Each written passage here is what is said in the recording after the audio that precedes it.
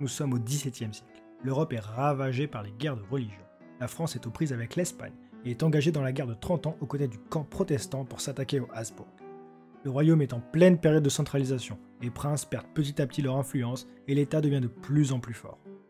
Mais Richelieu disparaît en 1642 et Louis XIII en 1643, et son héritier, Louis XIV, n'est encore qu'un enfant, bien loin du roi Soleil. L'occasion est trop belle pour les princes et commence une période de grands troubles, la Fronde. Un homme qui s'était déjà illustré lors de la guerre de 30 ans va rapidement s'imposer comme l'un des chefs de la révolte, Louis II de Bourbon-Condé, dit le Grand Condé.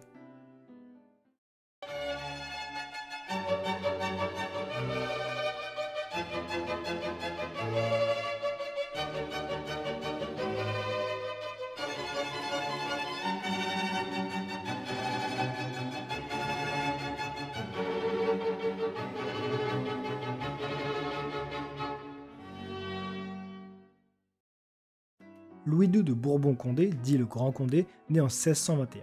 Les Condés sont une branche proche de la famille royale. Le père du Grand Condé a été héritier de Henri IV jusqu'à la naissance de Louis XIII.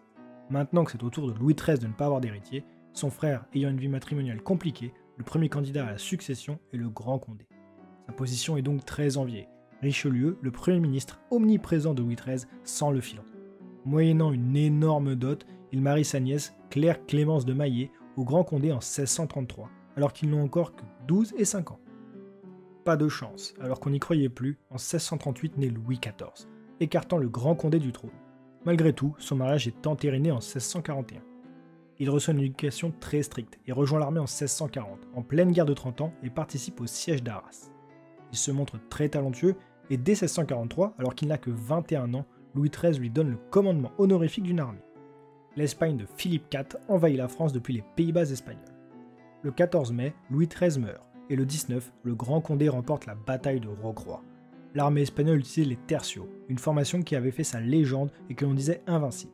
Avec cette victoire contre eux, le Grand Condé, alors qu'il n'a que 21 ans, fait parler de lui dans toute l'Europe. Il continue les victoires, notamment en Allemagne, à Fribourg ou à Lerheim, jusqu'au traité de paix de Westphalie en 1648, qui signe la fin de la guerre de 30 ans et des grandes guerres de religion. Malgré cela, la France reste en guerre avec l'Espagne. La paix signée avec les Habsbourg ouvre une nouvelle période de troubles. Louis XIV est encore mineur et la régence est assurée par sa mère, Anne d'Autriche, et le cardinal Mazarin. Depuis Henri IV en 1589, l'État français se renforce aux dépens de ses princes. Louis XIV est un tout jeune roi de 5 ans, à la tête d'un royaume dont la pression financière et fiscale est importante à cause de la guerre. Louis XIII et surtout Richelieu avaient mené une politique très ferme. Avec leur disparition, l'opposition retrouve un peu de souffle. La révolte de la Fronde englobe de multiples crises, et le 15 juin 1648, commence celle des parlementaires, après une déclaration au Parlement visant à limiter les pouvoirs du suzerain. Condé est d'abord fidèle au roi et à Mazarin. Malgré de nombreux accrochages, Mazarin rétablit la situation un an plus tard avec le soutien de Condé. Ce dernier espère des contreparties, il demande l'amirauté et souhaite placer ses fidèles à des hauts postes dans l'armée. Face à ces demandes, Mazarin cherche lui à se rapprocher d'anciens frondeurs et à raviver d'anciennes rivalités entre eux et Condé. Mais il voit la manœuvre et Mazarin devient le rival, étranger de surcroît. Ces événements ouvrent une nouvelle période de la Fronde en 1650, celle des princes. Elle débute véritablement quand Mazarin décide l'arrestation de Condé et de ses plus fidèles, ce qui engendre un soulèvement en province. Lui, Anne d'Autriche et le tout jeune roi Louis XIV parcourent la France pour tenter de calmer les différents princes, qui se soulèvent les uns après les autres. Mais la fronde des parlementaires et celle des princes s'unissent. Ils réclament la libération de Condé et ses fidèles. Mazarin, isolé, est contraint à l'exil. Le roi et sa mère, eux, sont pris au piège à Paris, au Palais Royal. Le cardinal libère lui-même les prisonniers et Condé prend la tête de la révolte des princes. Mazarin et Anne d'Autriche tentent de reprendre la main. Ils acceptent les États généraux, dont la date arrive après la majorité, et donc la prise de pouvoir complète de Louis XIV. De plus, ces États généraux créent des divisions entre les parlementaires et les princes, chacun voulant tirer la couverture. Fin 1651, la France se retrouve coupée en trois. Condé noue une alliance avec l'Espagne pour lever une armée à Bordeaux et défaire le désormais roi Louis XIV. De leur côté, Anne d'Autriche, Mazarin et le roi s'établissent à Poitiers pour aller au contact de Condé. Les parlementaires, eux, occupent Paris et mettent au banc Condé et une prime sur la tête de Mazarin. Louis XIV peut compter sur Turenne, un de ses meilleurs généraux. Il défait Condé et reprend Paris, où le roi entre triomphalement en 1652. Condamné à mort, Condé s'enfuit aux Pays-Bas espagnols pour les servir. Il subit encore des défaites à la tête d'armées espagnoles, notamment face à Turenne. La guerre s'arrête enfin avec le traité des Pyrénées en 1659. Dans ce traité, des articles sont liés au prince de Condé, qui est gracié par le roi et autorisé par Mazarin à revenir en France.